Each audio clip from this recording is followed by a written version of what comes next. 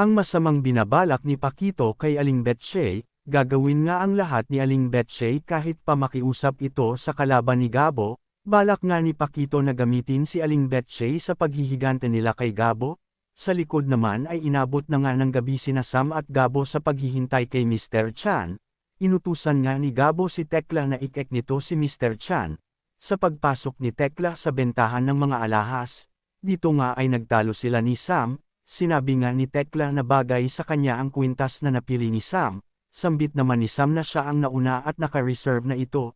Dahil doon ay nag-away nga si Sam at Tekla. Lumabas naman si Mr. Chan at pinadampot nito si Tekla sa guard at pinalabas. Kaya naman nalaman ni Tekla na hindi pa nakakaalis si Mr. Chan.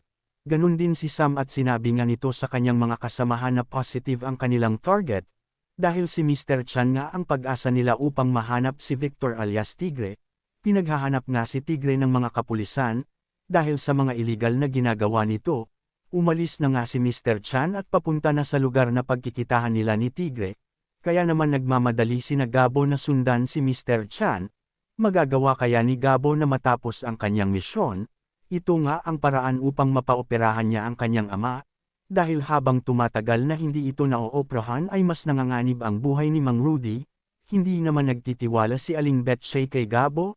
Umiiyak nga ito at nawawalan ng pag-asa sa laki ng halaga na kailangan nila. Sinabi nga ni Aling Betche na 4,000 lang. Kulang pa daw ito sa gamot ng kanyang asawa, pilit naman pinalalakas ni Mameng ang loob ni Aling Betche.